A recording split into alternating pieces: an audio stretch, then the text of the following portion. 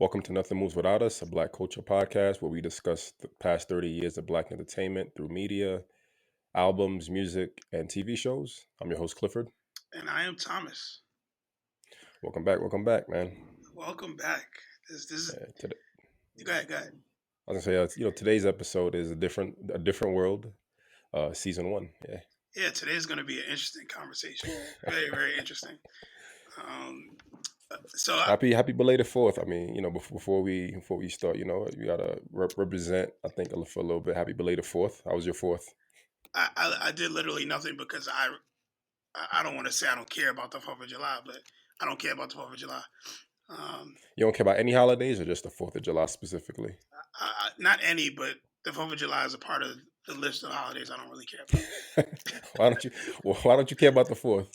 Well, I think independence and the American flag and how America looks at things. I'm not always about that vibe. So, and I think based this year more specifically with Juneteenth being even more highlighted, the 4th is just like another.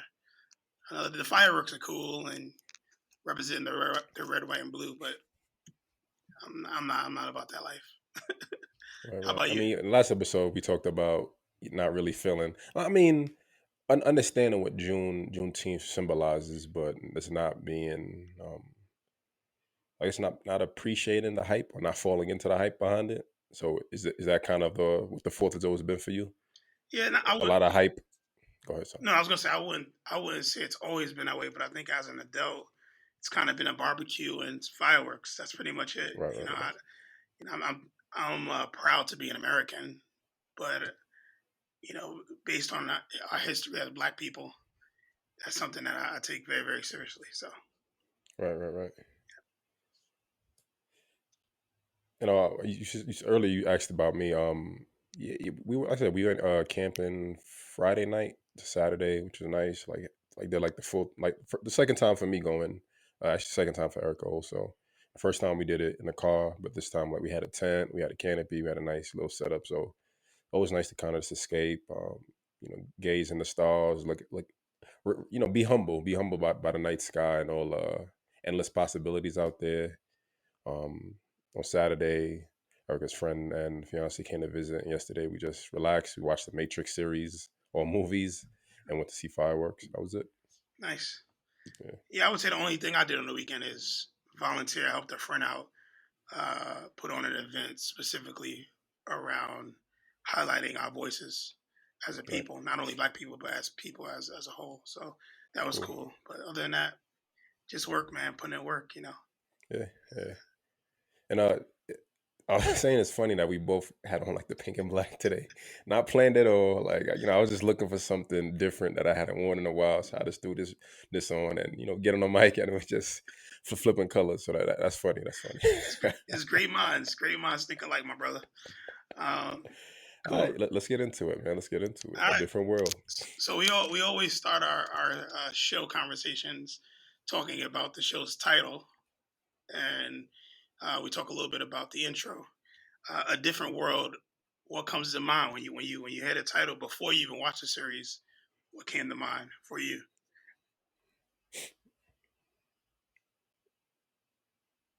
I don't know. I feel like there's endless layers to go through, right? So, like on one aspect, a different world could be just different from the comfort and safety of home, right? There's a different world. Like initially, my mind went to the aspect of a different world where blackness is treated more. Blackness is represented better, and maybe that does kind of tie into the show since it's a like predominantly black school. Um, those are like the first main two. What about you? Yeah, so before I knew anything about the show, hearing a title, "A Different World," I definitely thought it was a show about like the Roman times or something like that. Like Right, it right, was right. definitely one of those like Hercules. That's literally what popped into my head when I first heard of the show. Even I even think about when I was a kid, thinking of hearing about it. And when did it come out? I think the first episode, the first season was in 1987, if I'm not mistaken. Yeah, 1987. Yeah, Yeah. So January 16th. Sorry, go ahead. no, go I'm ahead. wrong. Go ahead. January. No, I was wrong on that. I looked at the top rated one, so I just jumped into that.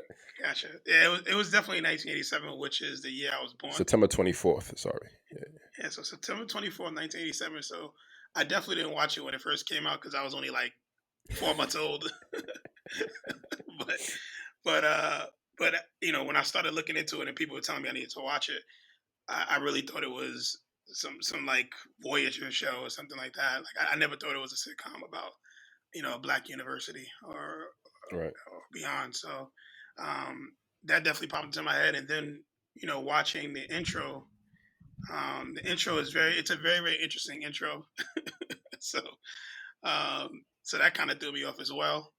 But overall, looking at what it represents and watching the show, I see that essentially it's talking about a different world from what you're used to or from where you come from, Right. and that's all in the intro as well. So Which is which are the lyrics, right? yeah, A exactly, different world from where you come from. Yeah. exactly. So now that I've watched it, I've dived into the first season, it makes a little more sense. But the name makes sense, but the intro still makes absolutely no sense to me whatsoever. So I mean, it's just like cutscenes from college campus, right? I don't know. I mean, I don't. It doesn't make sense to you in terms of relation to the theme of the show. Or just the visuals don't flow well for you. both, I think, and we'll dive into it, but I think the the visuals from the intro somewhat there are parts of it that match what's going on. There's parts of it that don't match what's going on. So like I feel like Dwayne Wayne, his importance in the intro and the multiple things that he's doing, even like connecting with Denise, and we'll talk about the characters and so on. But Right. Right. it didn't match the show. I felt like what I saw in the intro, I didn't get in the show. um, just how they're interacting and they're talking, and there are several characters that are not represented in the intro that are in the show. That was very interesting. Several like predominant characters that are not in the Right. intro. So that's something else that threw me off. But and I watched every single episode for the first season to see if something was going to change, similar to what I did with Family Matters, and nope. so Yeah. I mean, kind of. I definitely understand that point. I kind of feel like so I'll put it out there now. Overall, like, I couldn't. I didn't get into the first season that much. And I never really watched the show growing up. I think I watched episodes here and there.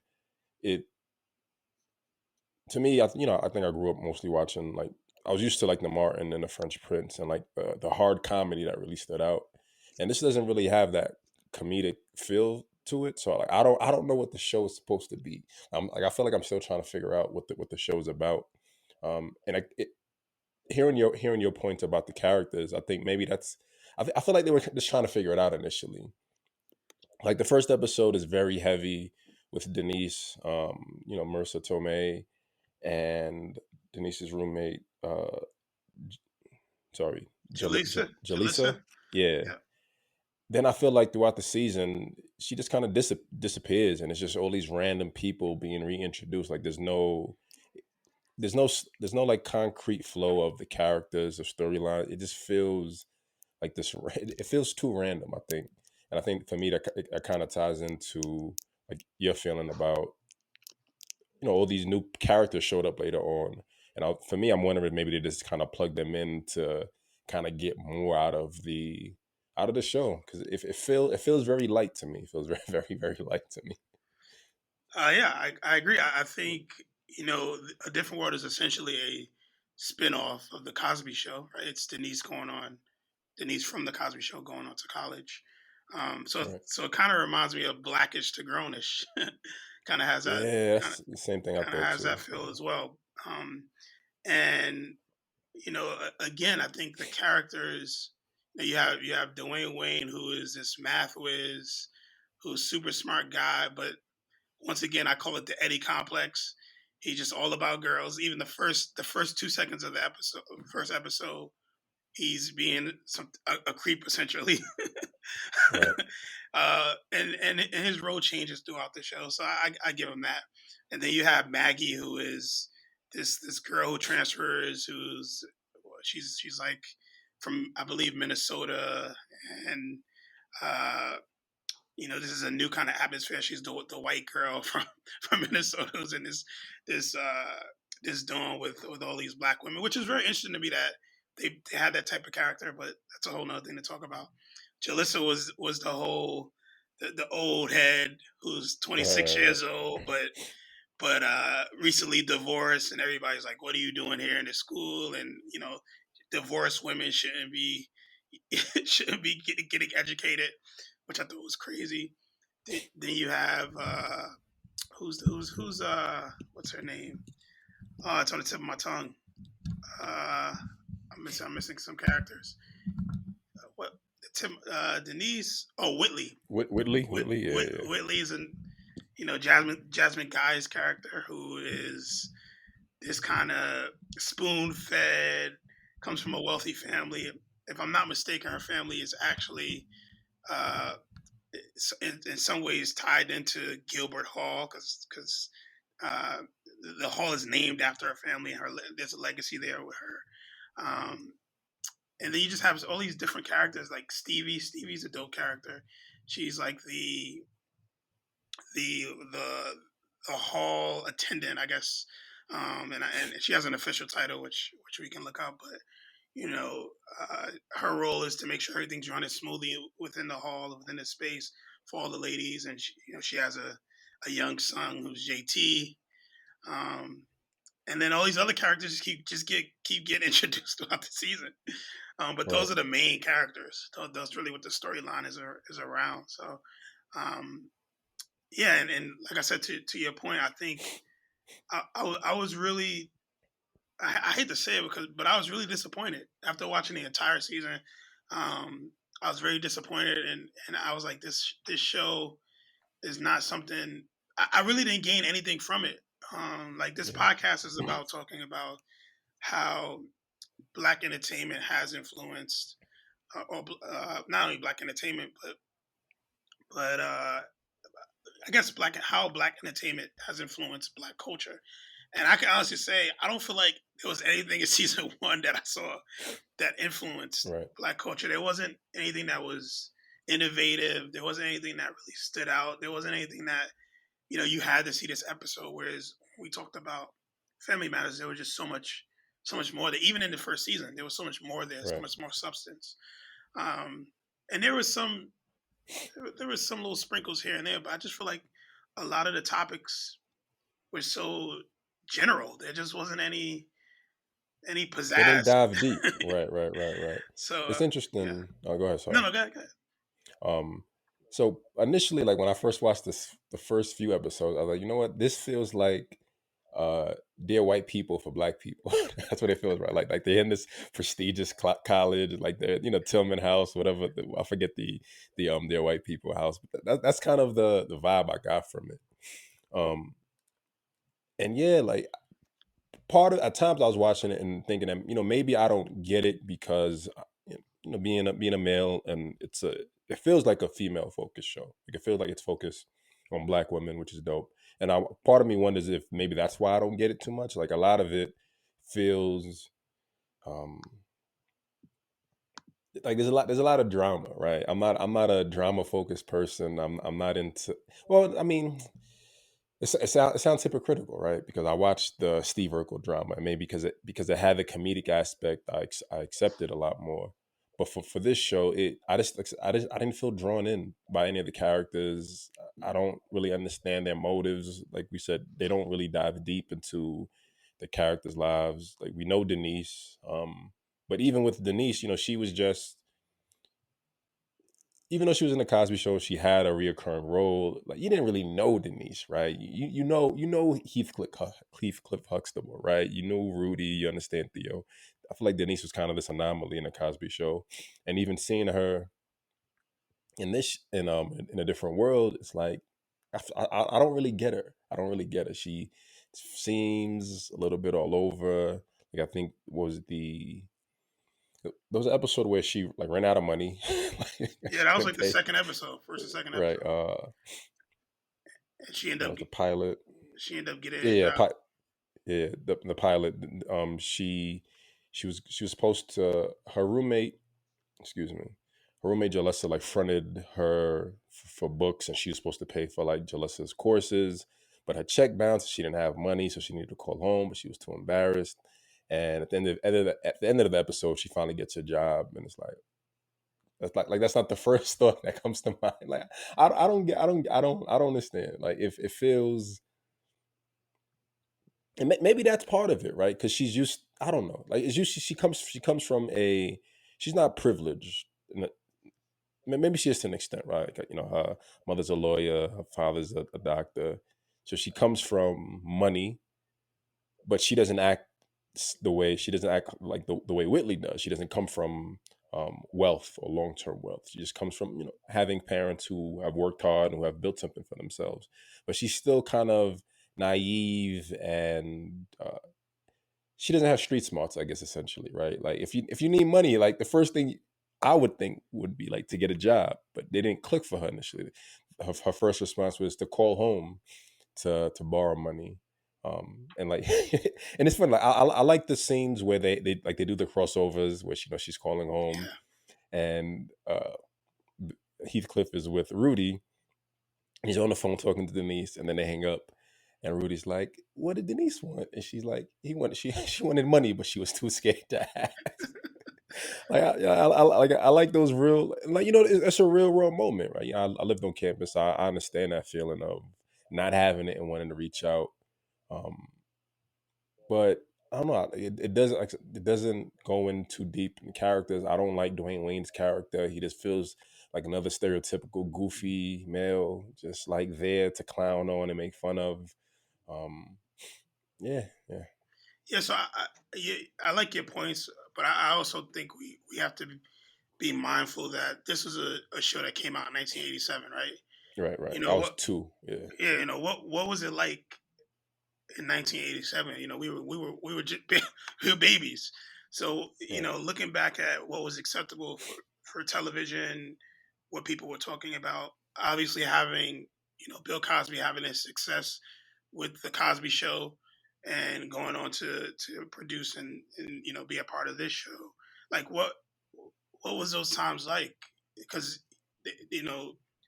they I feel like the way they some of the things they did in the show was really really like safe. They took a safe route. Whereas if this show came out in 2015, 2020, then you got Blackish and Grownish, which right, is a right, little right. more It's okay.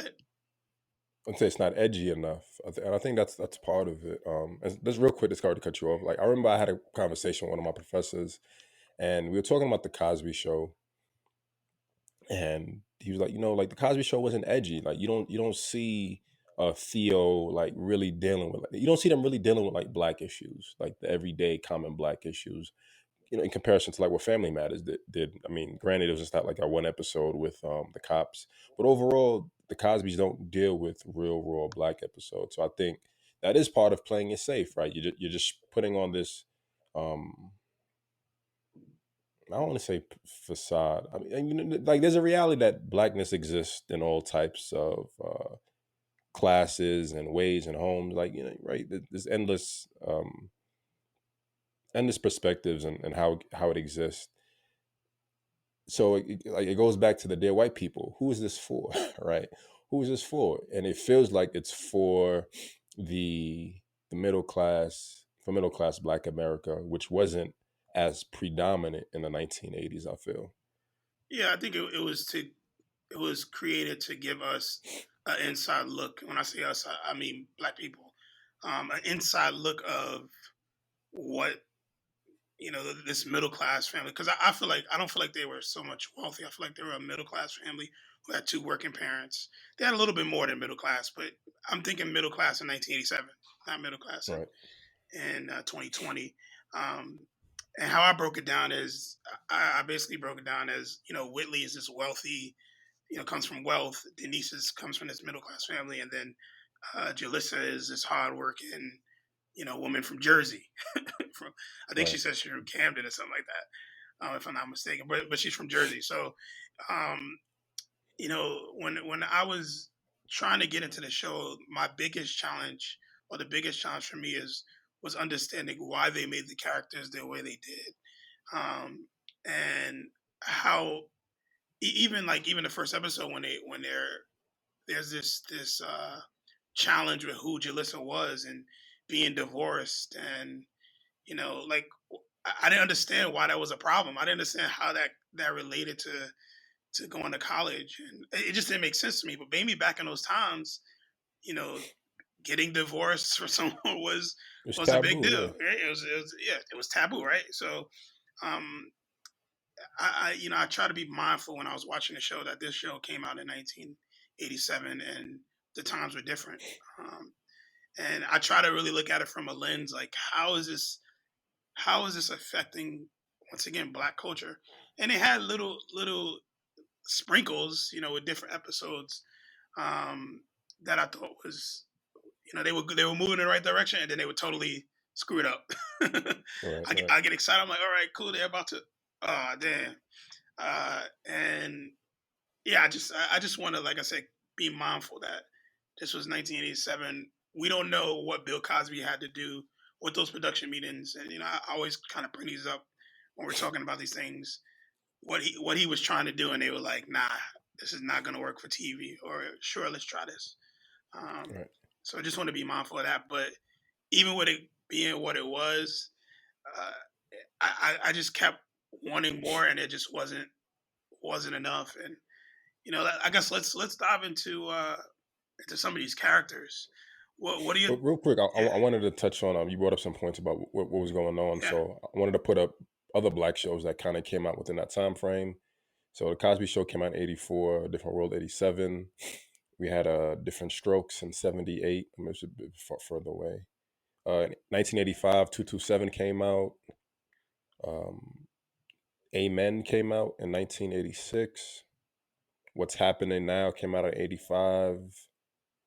Family Matters 89. The Red Fox Show in 86. And I mean, I guess maybe, like I brought up the idea of comedic aspect, right? Like I could deal with the drama and Family Matters because it was comedic based, and maybe, you know look, comparing the Cosby Show to the other Black shows that were going on, and comparing A Different World to the other Black shows going on, it doesn't have that hearty comedic effect to it.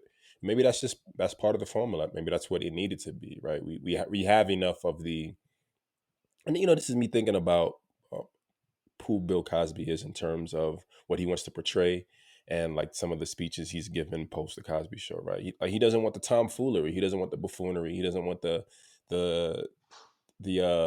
what's the minstrel show of Blackness, right? Like the modern, he doesn't want to do the modern minstrel show.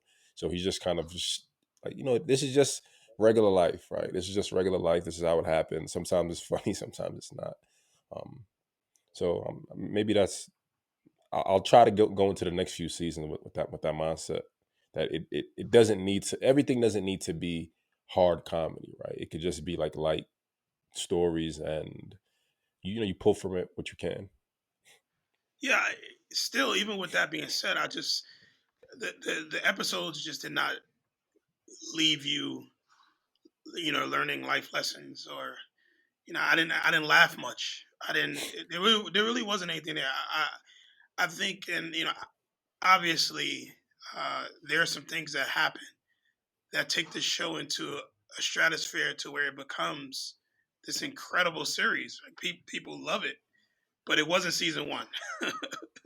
um, But and there weren't any. go You ahead, didn't go. have any like significant episodes in season one that stood out to you.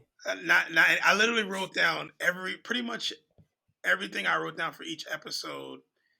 It was hard for me to find things that was really that, like, it was just really hard. I couldn't find anything. Like, I wrote a lot of I, I wrote like, oh, it was this guest, and I didn't know this. It was more so like cameos of different people that I didn't know were in like celebrities I didn't know were in Right. the show. But as far as like topics, I really wasn't. There really wasn't anything there that really had me. Like, there were times where uh, Dwayne Wayne and Denise were like on a roll to talk. but then then they would just throw that away. Maggie Right. to me was all over the place. Uh, I really feel like the most consistent kind of character throughout was Stevie, whoever was the attendant, because that changed like 3 times, 4 times. So there were Right. like Right. Right. three or four different actresses that played the attendant, the hall attendant in the first season. So I was just thrown off, but I feel like their storyline was a little more significant at times than some of the main characters. Um, and honestly, the biggest thing that stood out to me was some of the transitions from. It reminded me of Family Matters when you know how Laura and Maxine starts being like Laura's sidekick, and then Eddie has Waldo. I started to see that with Dwayne and Ron and Whitley and I believe Maggie. So I started seeing that dynamic kind of change, and then they started getting more love episodes, and that Right. was cool. You know, seeing Ron and Maggie connect. I believe, yeah, her name's Maggie. That was cool, but it just didn't make. There was just no substance in the episode. I was trying to find stuff like the episode when they had the debate, when they debate like, and I think it was episode. The debate was episode 5. Um, War of the Words. and they had this Is debate. that it? They had this debate, and the debate topic was perfect. It was essentially about Whitney's point was, uh, being married, you should focus on being a family woman, and Maggie's point was, even though we're married, we can still work, we can still follow our dreams, we can still have goals. Great topic, but it never manifested. It was just like it kind of tied into Maggie's situation with her boyfriend. Her boyfriend came, he asked her to go with him. He got a job in another state, working at like a pig factory or something, a Right. pork Right. Right. factory. Right. And I thought it was a great topic. I thought that they could have really like dived into that, and it just kind of went nowhere. So it was a lot of that happening where different episodes you would see the making of something great, and then it would never manifest. Um, so yeah. Yeah. Like I watched the Mr. Tillman Award. Let me see. We'll pull it up real quick. Yeah, Mr. Hillman. It's why isn't this listed? Excuse me. I think it's episode 20. Nah, that's wrong. Why isn't this? Anyways, I'll pull it up. Mr. Hillman episode, Yeah. and usually it's always been Miss or Mrs. Hillman, and Denise enters Wayne into the contest, right? Like it shouldn't. She wants to be progressive. It shouldn't be a woman, even though it's predominant. Is it predominantly? Is it a predominantly female school? Is that how it is, or? I I I would say no. I don't like. I don't get it. Right. So it was episode 17. Um and no, that's the thing. That's another point. I'm sorry to cut you off, but quickly, when the No, show no. starts, you see more men, you see more black men. They actually like have some engagement with the black men, and then the more the show goes on, you see Ron Wait a and minute. Ron and Dwayne. Yeah. That's it. So yeah, but And but like every now and then, go ahead. no, I'm gonna say that was episode Uh, 17, Mr. Hillman. and the only men you do see are the ones like that they're crushing over, right? And like acting class, or the ones that are making fun of fun of Dwayne, like in the Mr. Hillman episode. So like that that's a great concept, right? You know, you're supposed to be. Well, is Hillman is it supposed to be a predominantly female school? Because I think that's what I thought. That's what it feels like. And like I understand we mostly only see their dorm, but overall it just feels like it's a predominantly black female school. Also, did you get that feeling at all?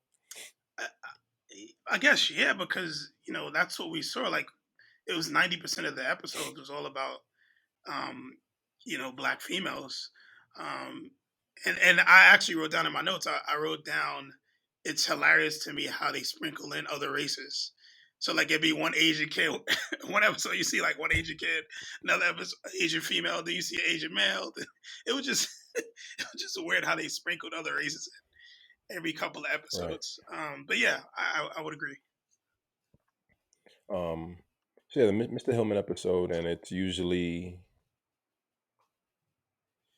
the Whitney enters the Miss Hillman pageant in order to win the approval of her mother, a former pageant winner whom Whitney can never seem to please.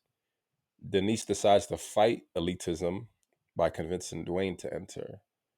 Um, and again, like to your point, the concept is dope. Like Denise gives this speech about being progressive, and it shouldn't be.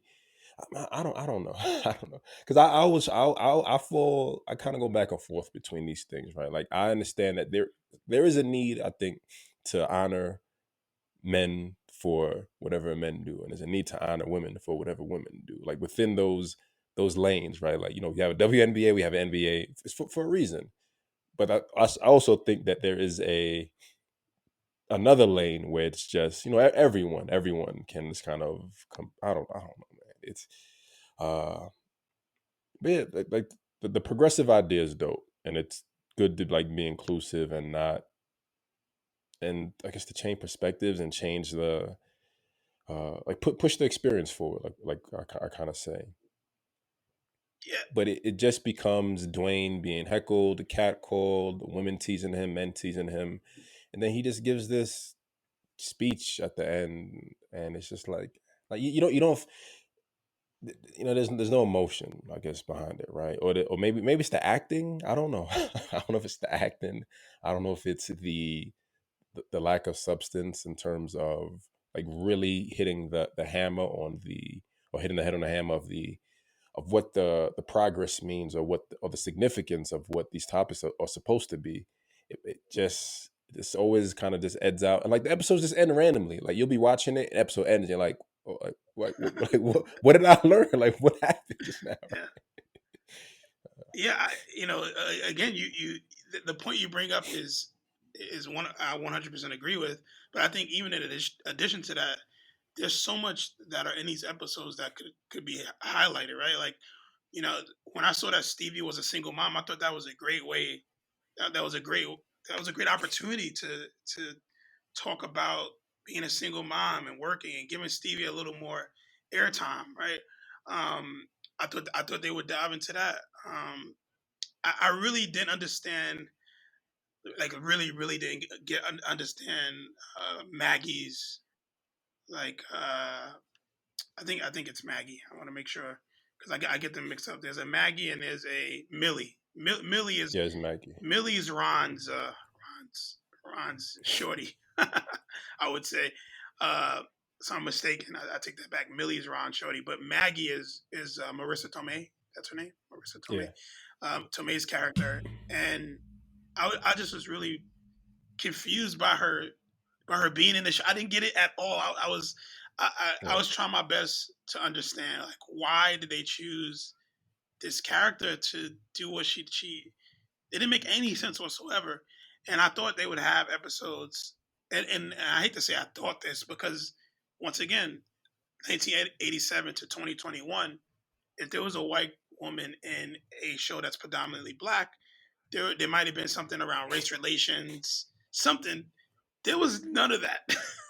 It right. never was brought up, not one episode. Um, But maybe that's a good thing, right? Because that's my point. maybe, That's the yeah, point. yeah, yeah, That's the like point I'm making. You think about 1987, maybe that was the progressive move that we needed to make at that point in that time. Um, and you look at over the years how things have changed with television, and now you look at it. Now we expect TV to be a certain type of way because of what's happening within the racial right, climate. And you look at back then, and she was just this cool supportive friend. Like the episode with her and this egg, yo. It was like episode 21, I believe. Um, yeah, episode 21. Come back, little Egby.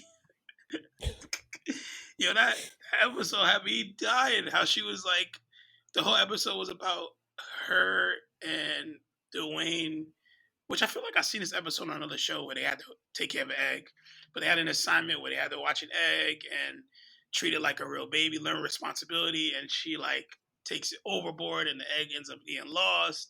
Um, and come to find out, JT protects the egg because JT really is one of those type of kids, and but but Right. but the reason I bring up the episode is because you see this you see this focus on this, and I hate to go to it, but it's just what I felt. You see this focus on this white woman going hard for this egg, and the black women are kind of being labeled as irresponsible.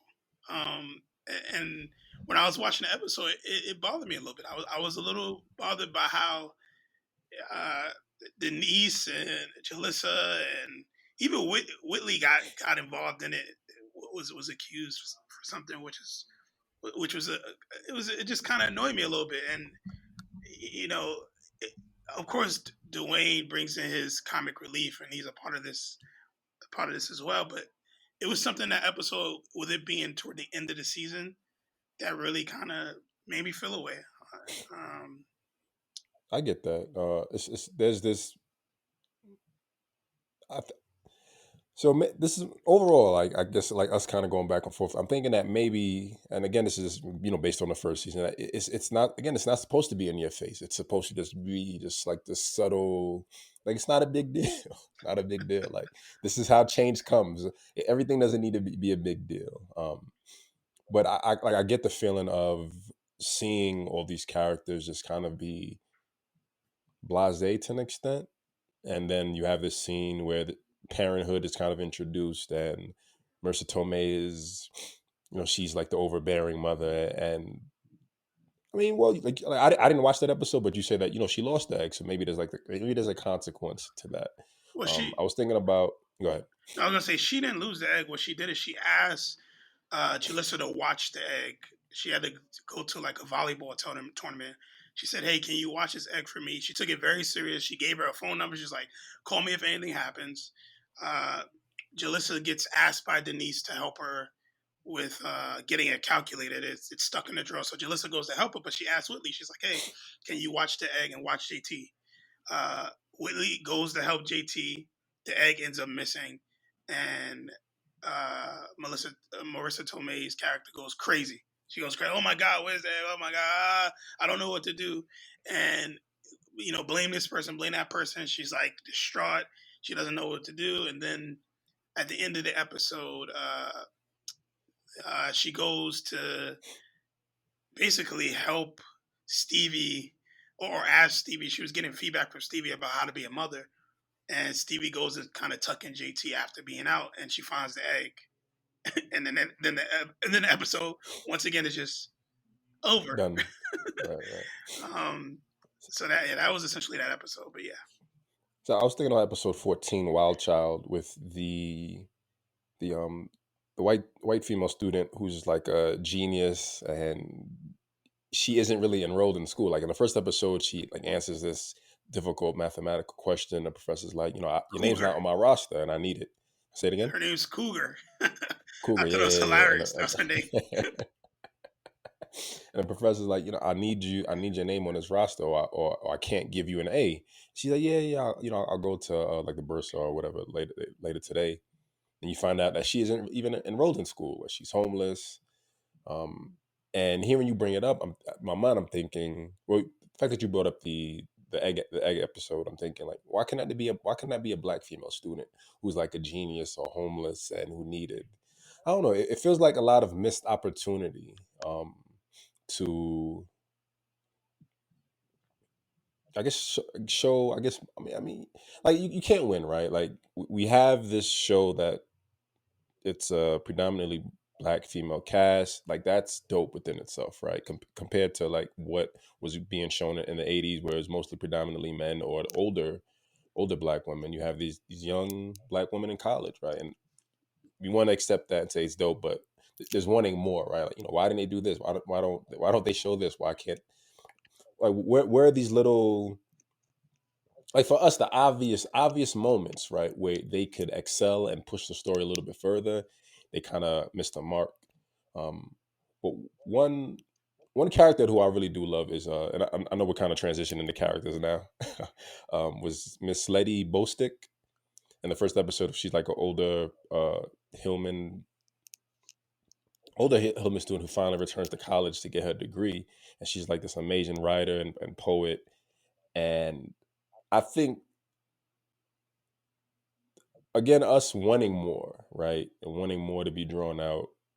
The message is just her presence is here. She has this presence. She has this knowledge. She has this awareness. She has these years of experience. And again, it doesn't need to be a huge ordeal. It's just her interacting with these students, these younger women, and kind of giving them game on how to experience life and gain new perspective. Yeah, so I actually was gonna bring her up at some point, um, because I do think she's a great character. Um, I think overall she was needed, right? Right? Like the show, I feel like the show was dragging, and they probably thought mid season we need something to spice this up. Um, and she brought a dynamic that I feel like black people could understand, black women could Right, understand. She talked about her experience not only as someone who was a previous student, but she talks about her experience as being a black woman outside of the country, which I thought was great. right. She even has that whole episode. I believe it was like, what is it, Mr. Cupid, or Doctor Cupid, where Yeah, yeah. she had a gentleman she was talking to, I believe 25, 26 years ago, who basically wanted her to become this housewife, and she was like, no, that's not who I am, and moved on with her life. And it was challenging for her, but didn't regret it and end up doing all these incredible things. And now he's trying to get back into her space. And the episode goes deeper into that, but I do think she was a great character. But she didn't stay Yeah. long. She was in there like 4 or 5 episodes. Then they got, I believe Stevie came back, and then Stevie left again. And then somebody else took over. So, uh, once again, we don't know what those conversations look like on the back end to keep, or how progressive they wanted to be and how innovative they wanted to be. But I felt like she was a breath of fresh air, especially the way she was treating those girls. She wasn't letting them get away with shit. She was Right, right. You had to She earn was things teaching with them about the real world. her. Yeah. Yeah. So yeah, I think it's a great character to bring up. She was definitely one of my favorites as well. I was actually going to bring that up at some point. So you're over here reading my mind. Uh, I mean, no other character stood out to me. Unfortunately, honestly, like I said, I didn't really like Dwayne Wade's character. He just felt like the typical prototype of. I mean, you compared him to Eddie from Family Matters. I looked at him as a bit of like Eddie and Steve Urkel, right? Um, I don't know, man. Like it, the show just feels completely different from what I remember. I remember enjoying, and again, I know it's the first season, but it feels completely disconnected and other from what I remember, and I think that's part of why I'm just like it's just not connecting with me. Like it's not a laugh, not a like I don't see any like personality in the characters. I get Denise's character and her transition, but a lot of it is just like I want to blame it on the acting maybe at this point. Like I want to blame it on the acting and like it doesn't feel like there's chemistry. Maybe I don't know, man. I don't know. I'm still trying to figure it out, and I'm hoping that maybe in the next seasons, once it starts clicking, I can we'll be in the next episode. We'll be able to look back and be like, okay, now I understand the first season completely. I understand what was going on because right now, like I said, man, I'm not getting it. It's not drawing me in. Yeah. So I remember enjoying the show. I also don't remember Denise's character. I don't remember her. So when I was watching the first season, I was so lost because I was like, I don't remember this person. So then I had to go do some research because I thought I was bugging. I was like, yo, maybe it's a different show I've been watching, but it's not. So essentially, this first season, Denise was in the show. She was essentially one of the main characters, and then as it progressed, as you go on, and what's the name of the character? What's the name of her? The actress, Lisa Lisa Bonet. Bonet. Lisa Bonet. She ends up leaving the show. She ends up getting she ends up leaving. She ends up getting pregnant and leaving the show after the first season. So Right. so then the storyline transitions to making Dwayne Wayne the focus and Whitley the focus, which they were focuses here, but Denise was more the headliner, you can say. Right. Um, and that's what I remember. I don't even remember Denise being in the show. When I watched the first season, I was like, I'm so confused because I remember it being more comical. I remember the love Right. stories. I just that's what I remember. But obviously, I probably seen it after season one, and then they introduced some other characters. I remember Ron having a more predominant role. I remember him being more comedic as well. Um, and like I said, I wanted to do some research, and I read that uh, there was a conversation with Bill Cosby um, by the production team. Debbie Allen was on the team as well, and they thought it'd actually be a good idea to bring Denise back as a pregnant college student because that's real. It really happens. It's Right. it's innovative, and he was like, no, it's not. Yeah. That's not the message he wants to show. Yeah. Yeah, Yeah. yeah. In addition to that, they felt like the show was playing it too safe. They felt like it didn't really do a great job depicting black college because this was supposed to be a historically black university. It didn't really depict that in season one. So um, a lot of the conversations, and I read reviews because I thought I was going crazy. I thought maybe there's something wrong with me being this. I'm 34 years old, being this 34-year-old guy watching a show that came out 35 years ago, right? Or 34 years ago.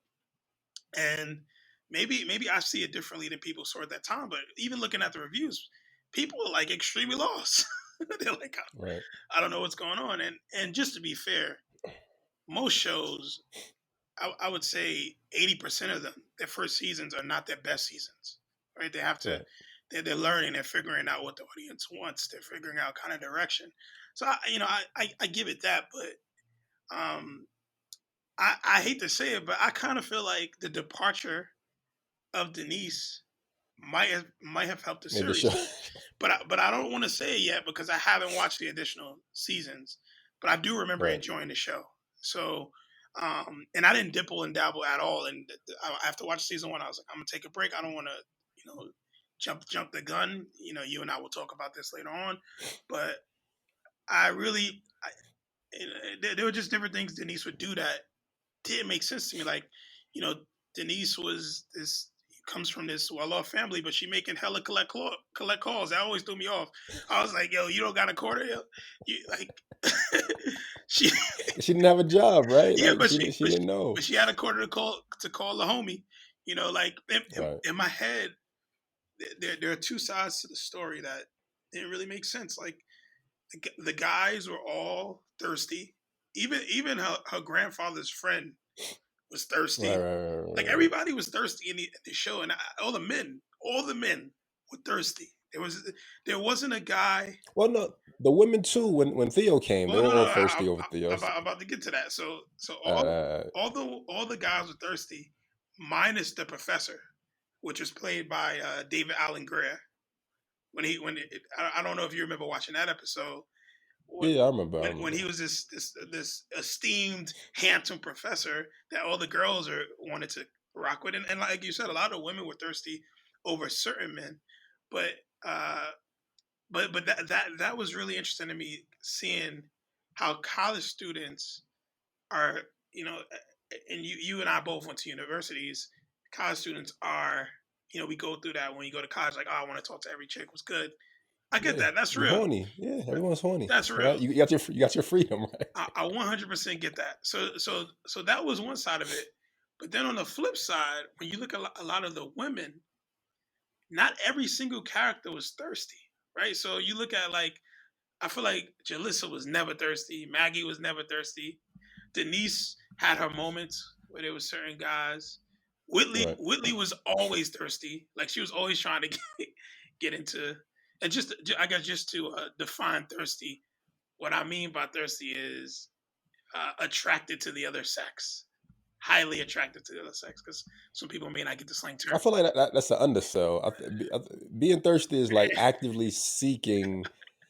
whatever you see you want, you make an attempt to push up on it and get to it, right? Even after, like Steve Urkel to Laura, like Steve Urkel is thirsty over Laura. That's the perfect That analogy. that is fair. Your definition is more non politically correct than I am. I'm just keeping it very very surface level. But that Dwayne Wayne was that, right. He Yeah, literally, from episode one, I feel like every episode he had a moment where he was thirsty.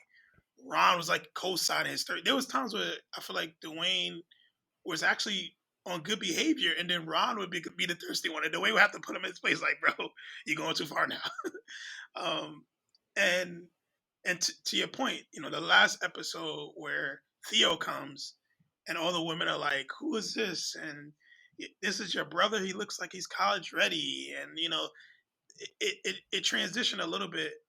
But even then, Theo was still he was thirsty. He wanted to be around college chicks, which I do give him credit for linking up with the basketball team. I thought that right. was dope. I also thought that Dwayne Wayne, the episode where they actually highlight his math skills, was something that was great because he was getting attacked nonstop.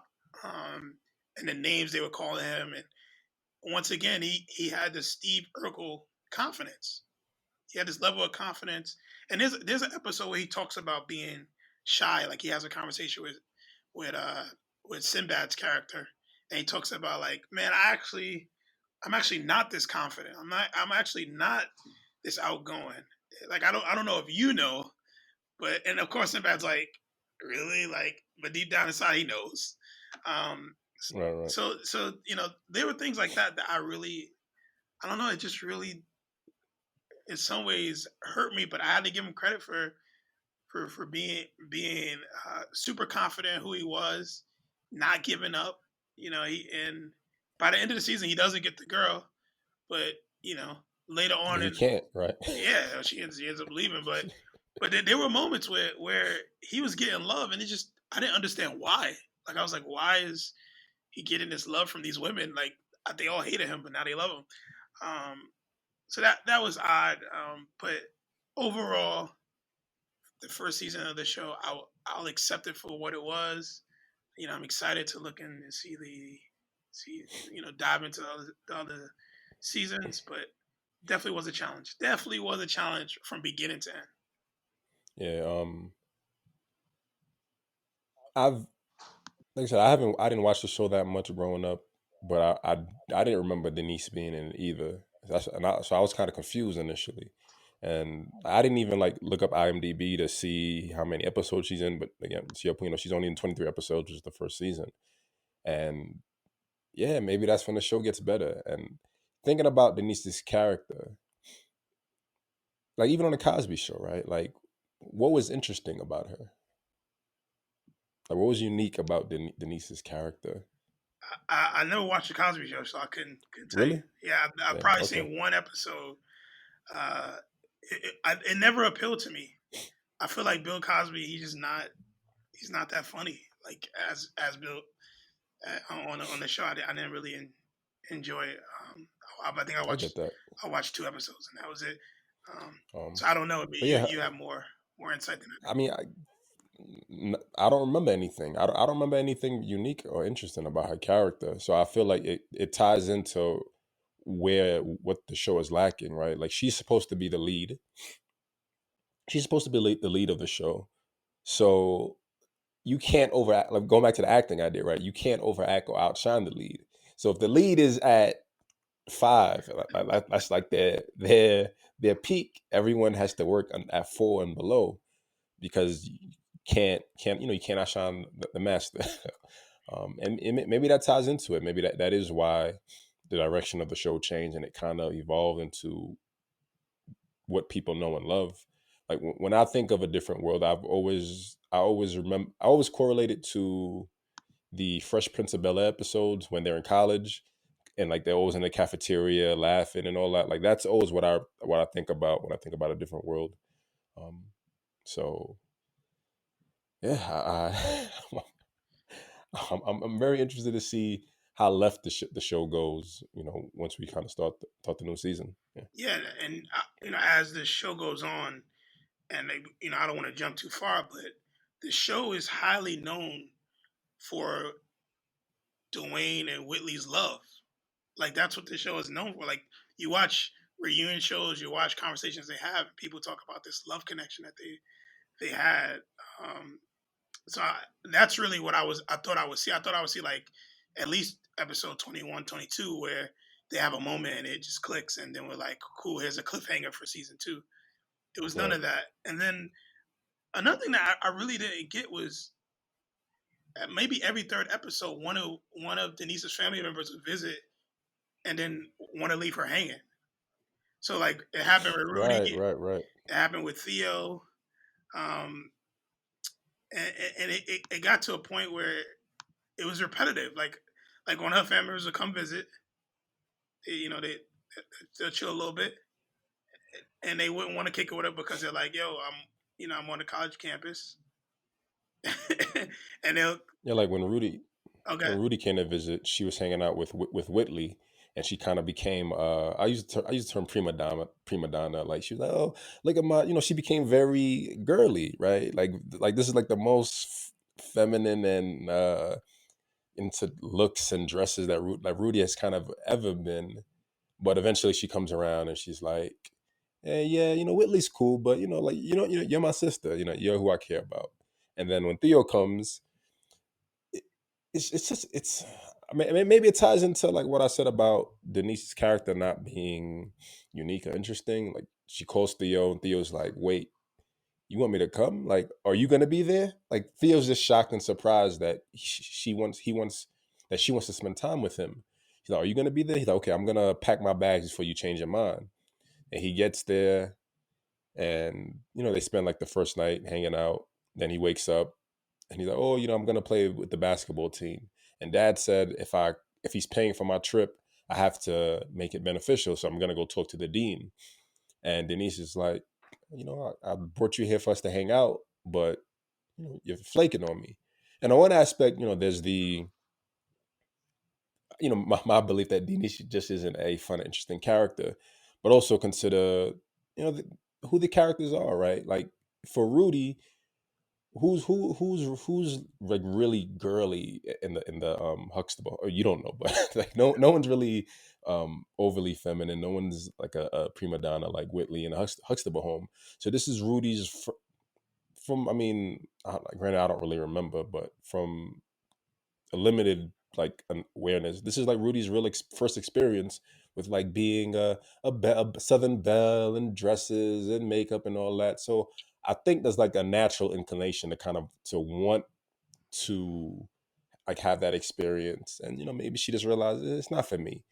But for Theo, yeah, he's going back to being thirsty, right? He's a young college guy. He wants to hang, play basketball with older men, right? He wants to hang out and party, and it all makes sense, but it always comes at the expense of Denise wanting to spend time with him, and everyone is kind of being like, yeah, whenever I get to you, I'll get to you. yeah. And I think too, going back to Rudy's visit, on the flip side, I think for Whitley, I can't remember if Whitley had any younger siblings or if she talks about her siblings.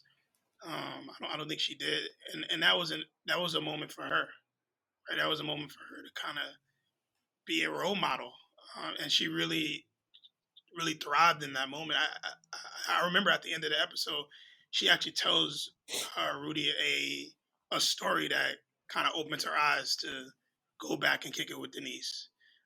She Right. shares a story with her, and that's the thing. I think, I look back to like you said, Dear White People, and some of the characters are very similar. You see similarities between the characters, and I can't remember the gentleman's name who was the son of the dean, but there was some similarities between him and to me and Whitley. How Willie's family has all this rich history at this university, and some ways she sabotages other girls, but in other ways she feels like she has to upkeep the family traditions and the family legacy. Yeah.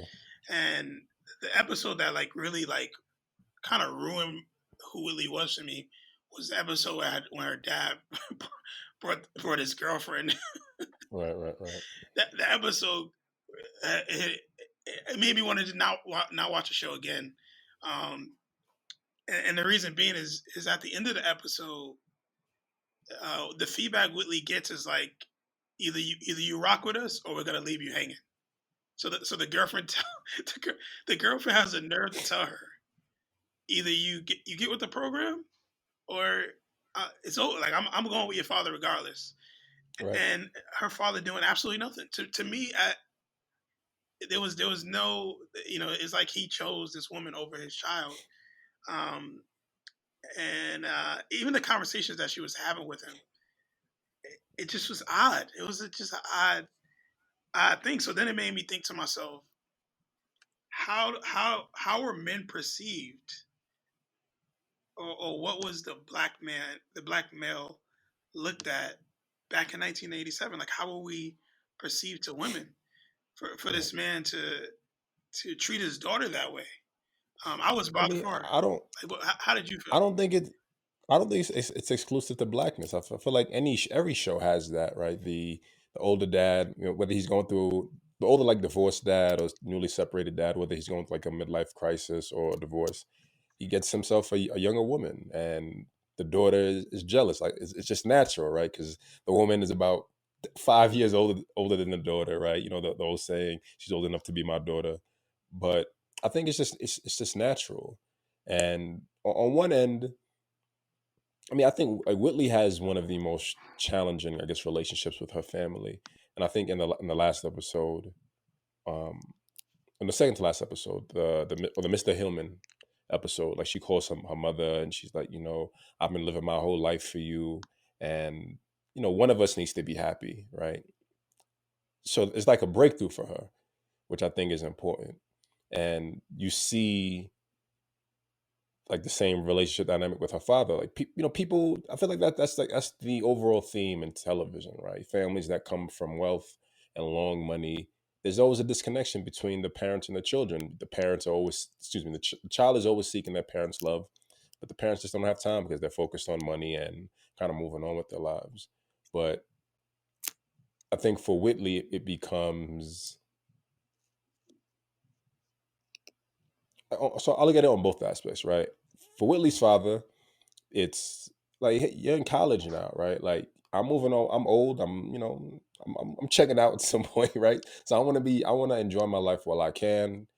You've reached the age where you should be moving forward with your life. So you should be happy. There's always going to be jealousy, but I think as children, you have to learn to be happy for your parents and their growth, right? It's part of the experience, right? You can't be a child forever. You can't limit your parents' experiences, the few moments you are with them.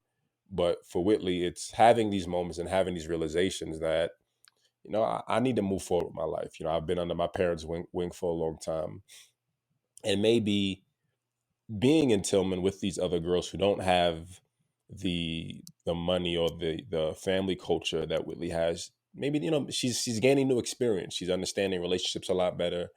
Like throughout it all, right? Everyone's still cool with her. As much as annoying and as pompous as she can be at times, people still have love for her, support her. So I think that maybe that's I get tying into the rest of the show, right? Whitley's character's growth and how she evolves, and ends up with Dwayne Wayne. And maybe this is like maybe that's the maybe this is part of the transition, and it's part of the story, right? There's a growth that isn't being discussed initially, and maybe we see that more in the rest of the seasons.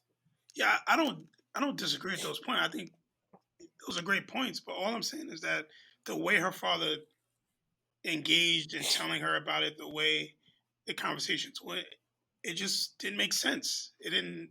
He shows up, and I have nothing wrong with her father moving on, her parents moving on. Like, it reminds me a lot of Steve from Matters. Like, he's a smart kid. He's doing all these great things, but his parents are nowhere to be found, and it's a lot of like weird negativity that he gets from them for no Right, reason. It's right, very similar to her. Like, she called her mom, I think, that same episode, and she's like, "Hey, I'm gonna come visit you." And mom's like, I think her mom's like, "I got plans." right, right, right. So I don't disagree with you. I just think that particular episode, the way he comes in with, I believe the girl's name is Monica, and he introduces Monica to her friend, and everybody thinks Monica's her sister. It just, as a man, I would have just been, I might have would have called her first, or I might have would have pulled it to the side when I got there. I might have would have went in first and been like, "Hey, I brought somebody with me." Like that was odd to me, and just how the episode ended, how Monica was the one to step up and speak up, and the way she spoke to Whitley threw me off. Like just the way she was like, "Get with the program," or as a rap. It just Yeah, I that. mean that's the dynamic, right? Like that's what the new girl knows her old hubby has money, and she's not gonna let anyone, like, this is her pay ticket, right? So listen, I'm gonna make your dad happy. Either I'm gonna make I'm gonna make your dad happy, and realistically, the way you can never make him happy, even as a daughter, right? So either you with us, or I'm gonna divide ya, and we can see that it's easy, because that's just Whitley's dynamic with her parents. Like, they don't really care about her. But yeah, I mean, I definitely understand it's cold, right, and it's messed up. But I think that's just how it is. I Yeah, think that's just part of the game somehow, right? yeah, at this point I get it, but it definitely I literally wrote in my notes, I hated that episode.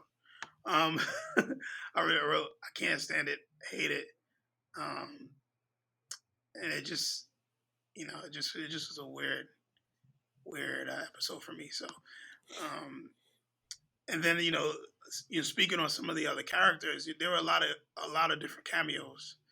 Like I feel like we saw all different types of, Right.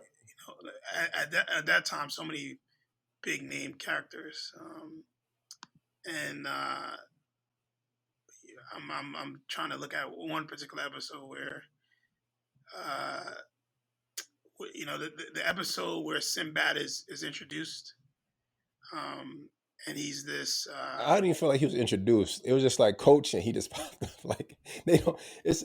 I'm so sorry to interrupt. It's just weird how they just bring people in. Like, to your point, it's just like he just showed up. Like, he's just always been here. And I don't know, man. Yeah, so I think it's a very different TV formula that we're used to. So it just feels very awkward. I think that's what it's really boiling down to. yeah, because when we first see him, he's not the coach. When we first see him, he's the equivalent to Stevie in the men's hall, because Right, right, Dwayne gets right, in trouble for climbing out of Willie's window. right, right. And but when he's first brought in, I wouldn't say introduced, brought into to the scene, it was just, once again, like you said, it was weird because you have this hard kind of no nonsense Stevie, and then you have this guy Sinbad who's like taking it as a joke. He thinks it's funny. He thinks Right. it's funny, and I'm not saying be a hard ass, but be an adult. So that kind of threw me off with his character. But Sinbad, in real life is a comedian. That's what he does. He has a comic relief, and then later on he's brought in as the track coach. Um, It says that he is Coach Walter Oakes. I guess maybe they just don't acknowledge him as coach initially. yeah, the first time I see him, I remember is him being because Dwayne is not on the track team, so he doesn't run. He's not. So the first episode I remember, and when he comes in, I'm like, okay, who what is his role? Um, and then so yeah, he's a coach. But there was a lot of that happening. There was a lot of like cross cross confusion. That's what I'll say, cross confusion, where Right. one thing would happen and then you'd be like, okay, cool, and then something else would happen. And you'd be like, but I thought we passed this already. And that happened a couple of times where I was just lost. I was like, okay, I thought this thing happened.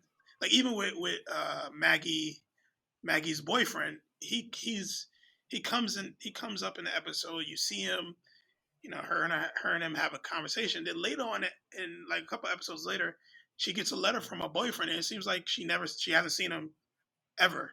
Right. Like it throws me off. Right. I'm like, I was like, she gets these like she doesn't say his name. The girls act like they don't know who he is, but like 3 episodes prior, they meet him, they shake his hand, and it just There's no continuity. Yeah. perfect Yeah. word. There was no continuity. It was Yeah. very, I was very lost. I was like, wait, I thought he went to Washington and he got this job and he's sending you these letters, and she's like, I don't know what to write him back, and it's just I don't know. Yeah. I think that was either the Mr. Hillman episode or the Theo episode. And yeah, she's like flustered, and it is the Theo episode. She's like flustered. She's in the library trying to write him a letter, and oh, yeah, man. I was like, what? Like, like I think she said, we've been together since the sixth grade or something Yeah, like that. And I'm like, what? Like, like even like Ron, they brought in Ron like randomly throughout the season, and he's just like Dwayne Wade's best friend out the blue, but you've never seen him before. And it's like what, like what's there's no introduction, man. It's just but again, I want to keep going. I'll keep comparing Family Matters because I think it's a good balanced perspective, right? Like we have Steve Urkel, and he just kind of pops up one episode. I was like, okay, here's Steve, here's this neighbor, but I think the comic relief is what I think we're just conditioned into the comic relief aspect, right? I accept, maybe also because I remember Steve more. I remember Steve. I remember who he is, and I understand his presence in the show. So him popping up randomly in like in episode 20 in the first season of Family Matters, like I can accept it because I know who he is down the line.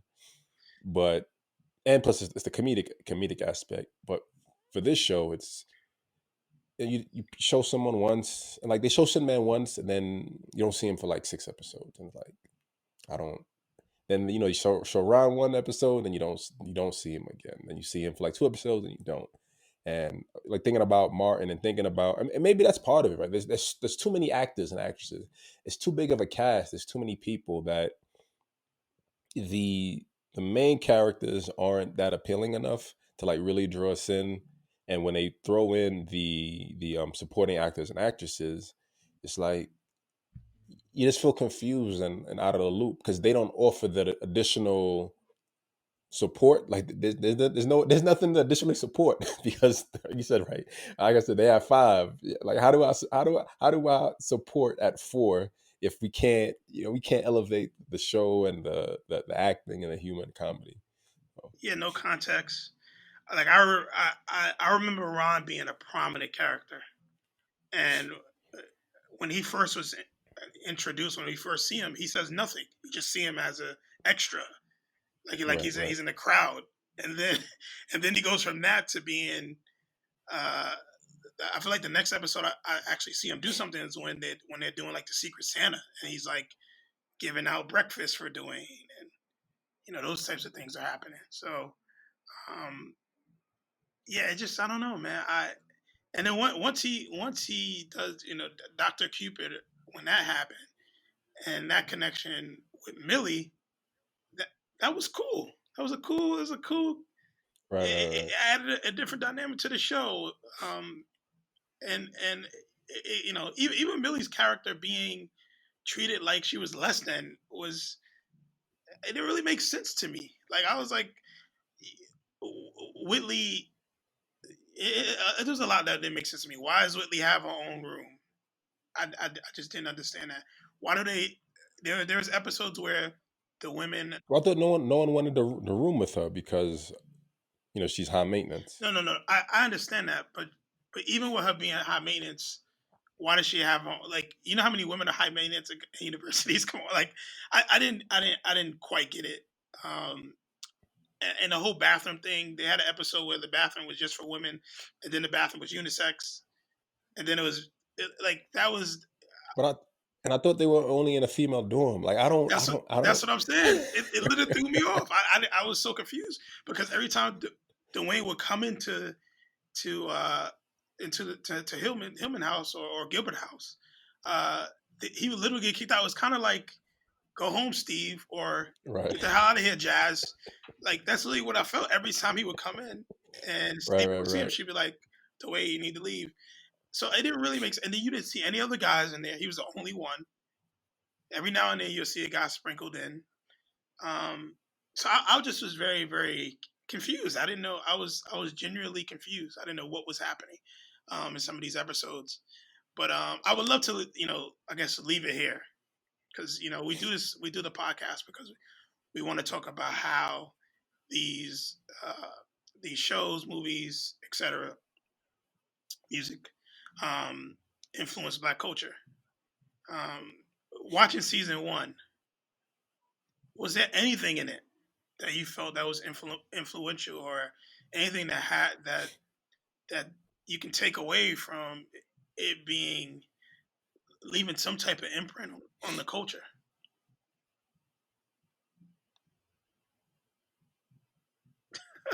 I mean, I think overall, no, no, overall, despite all confusions and I don't get it, and it's not funny and all of that, I appreciate this symbolism, right? I love that we're seeing dorm life from a predominantly Black lens. I think that's important. Um, to the older characters being there, the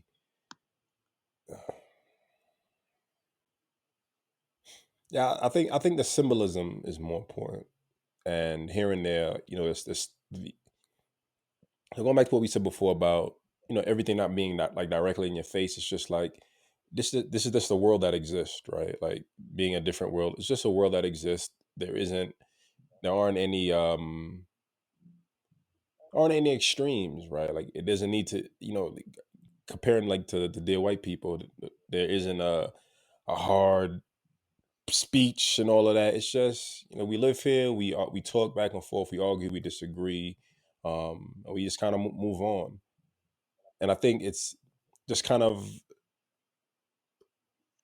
it's important in reshaping, I guess, how we see the world, right? And maybe I'm thinking like finally now that maybe that's why it doesn't resonate as much because it's the world that show the world that a different world is showing us is just kind of our world now, right? Like it's this mixed pot of cultures and identities and people you get along with, people you don't get along with, and it's cool, it's fine. It isn't the drama.